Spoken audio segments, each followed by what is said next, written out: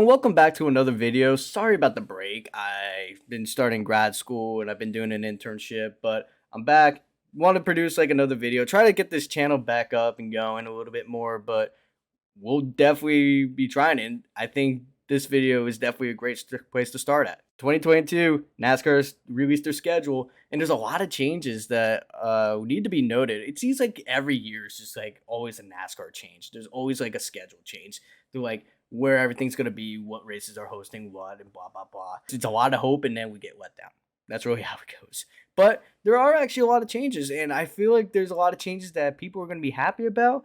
But there's also a couple changes that I would definitely make. So let's see what some of them are. So the first change is not even in the season. We're not even started with the Daytona 500. The Clash is what the major change is at the LA Coliseum.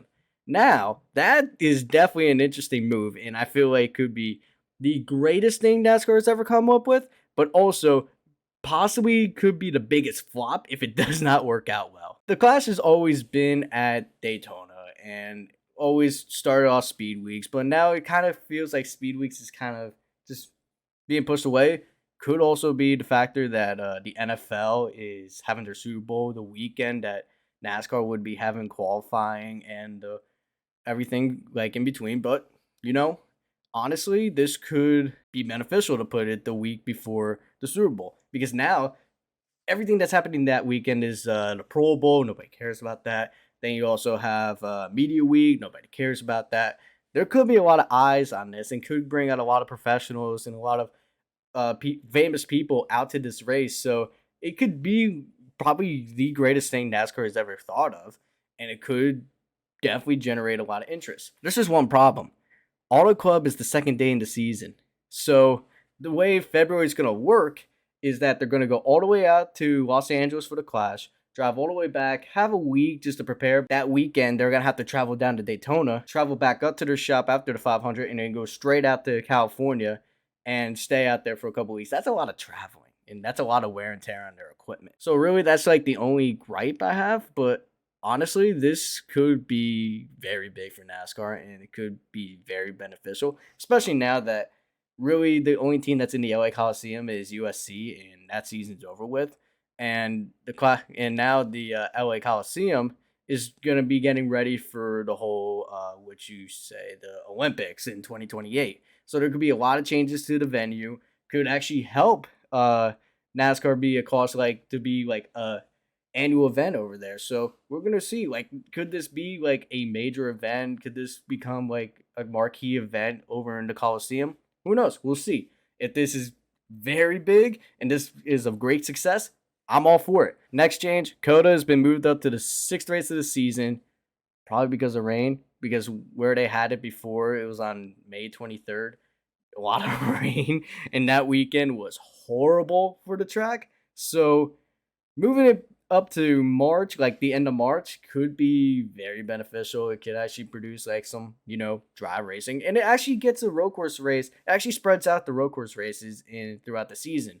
Like we'll be having a race in March, and then we're gonna have a road course race in June, a road course race in July, a road course race in two road course races technically in August. Sorry about that, but it could be just like a way just to like sort of spread out the road course racing, because a lot of people really don't like the road course racing, but it really spread it out and everything. Could get just a road course race in the beginning of the season, generate a lot of interest, and then when Sonoma comes, we'll actually be able to see if people are willing to keep coming out for the road course racing. So, I mean, people are definitely going to come out. It's just a matter of just the fan views and the viewership for TV, which are BS, and we shouldn't be paying attention to those.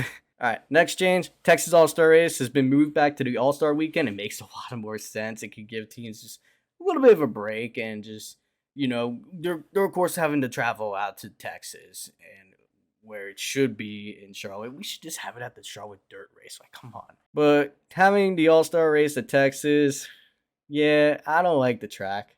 I don't think it should be an all-star race at all, but it's the deal that NASCAR made, so we're going to have to live with it. But I'm glad it's back on the week before the Coke 600. I'm glad it's there. And then the next race happens to be after the Coke 600, and that is the new track on the schedule, Worldwide Technology Raceway, also known as Gateway. People call it Gateway because nobody wants to say Worldwide Technology Raceway. It has been added to the schedule. This moves Nashville back from the beginning of June to the end of June. I feel like that's like maybe a better day for that track. I want that track to be a night race. With the amount of Sunday races that we have this year, I don't see many night races happening, which could be good for viewership. And then this race also replaces one of Pocono's doubleheader races. This removes the Saturday race, which, yeah, now Pocono's going to be back to their boring ways. I felt like the shorter race for Pocono really helped out the racing and really made it so much more exciting. It is what it is. Pocono's going to go back to a 400 miler.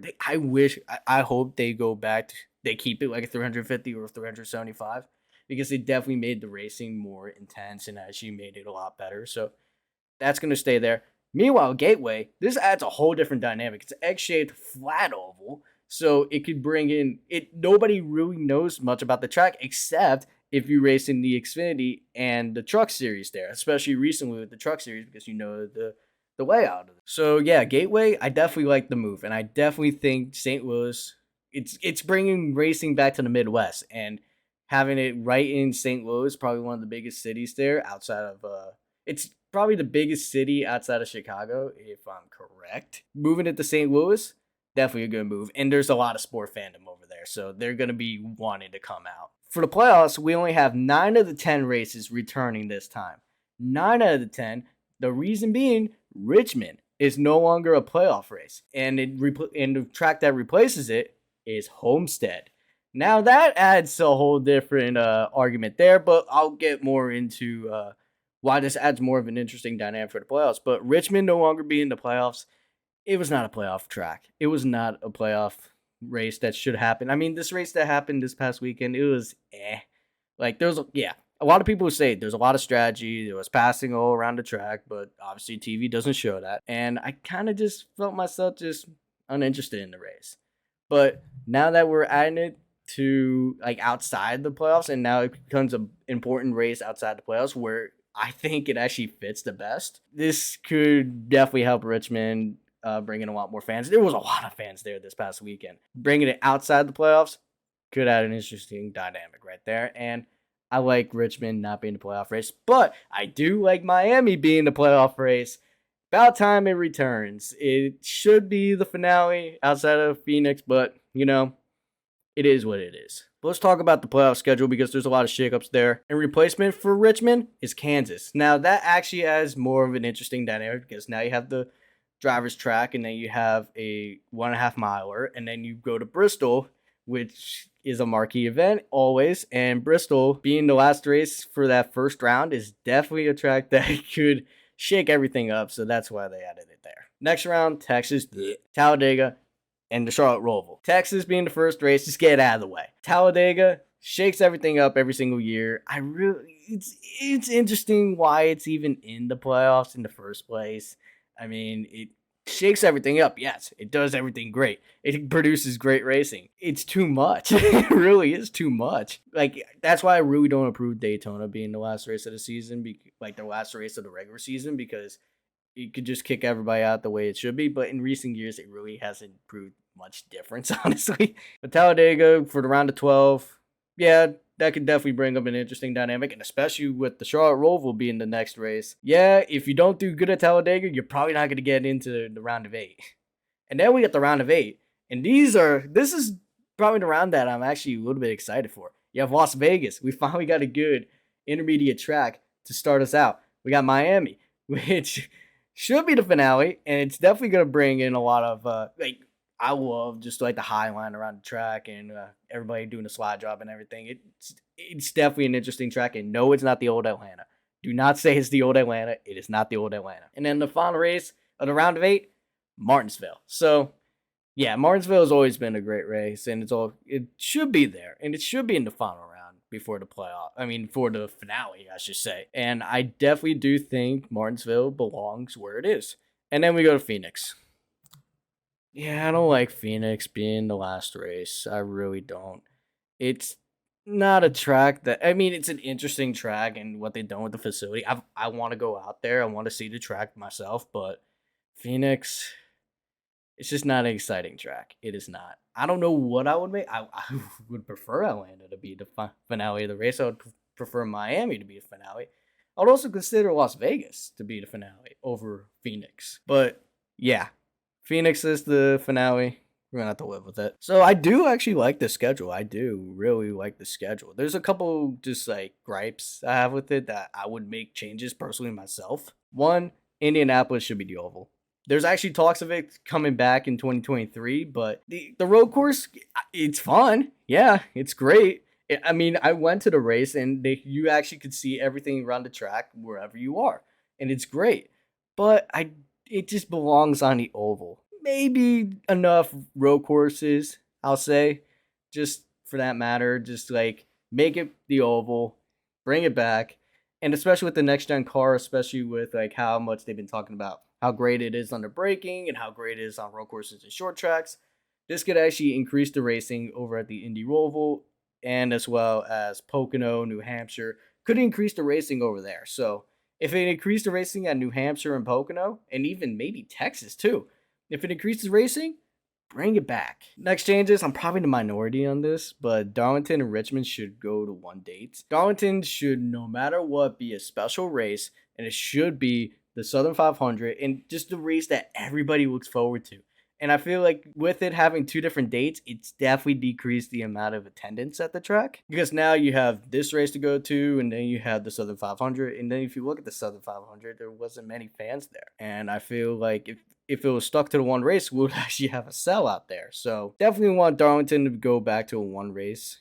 And another race like Richmond. Like I said, Richmond wasn't really that exciting. I do think it should stay in the August date, but it should be removed from the earlier date. And the August date should be a day race. The day race is a whole lot better than the night race. Just going to say that right now. But we'll see how the next gen races at Richmond because it's said to be good on short tracks. So we'll see if Richmond is definitely a good race next year. If it's not, cut it. Some of the races I would replace it with is Iowa. There's been talks about Iowa and with NASCAR and IndyCar with Iowa coming back. It'll also add another race in the Midwest, so could attract a lot more fans that way. And maybe another road course. We'll see. Like if they replace it with Long Beach, I would love that. But also Montreal and Sebring. Like Sebring would be fun to see NASCAR at. And even Montreal would actually be a lot of fun to see as well. Or we could replace it with a dirt race because please make Bristol the actual race, like with the concrete surface, not the dirt, because I want to give some love to actual dirt tracks. Maybe we go to Knoxville and Eldora. I would love to get like the dirt fandom out there instead of just like the NASCAR fandom to come see a dirt race. If we get like the World of Outlaw fans to come out to a NASCAR race, that's hype. But if we do end up replacing a road course race with the second day with Darlington and Richmond, I would definitely maybe take away another day. I don't know which track, maybe Kansas, Las Vegas, who knows. And then one more, just because nobody likes Texas, except for Carnation, I'm sorry. Make the All-Star race, put it at Bowman Gray. That would be exciting because, yeah, you're going to pack out the stands. There's 17,000, but that's the amount of people that come out to the All-Star race anyway. So why not just make it at Bowman Gray? Or even what I brought up earlier, the Charlotte Dirt Track. Just put it right on there. That would be a lot of fun to see. The only way I would say keep it at Texas is if you put it on the Texas dirt track, because that would be exciting, but the oval just sucks. But yeah, that's my thoughts about the schedule. Hope you guys enjoyed, and stay tuned for more videos in the future. I'm not sure if it's going to be next week. I'm not sure if it's going to be the week after. I'm not even sure if I'm going to take another month off. Stay tuned. Thank you guys for watching. Like and subscribe, and I'll see you later.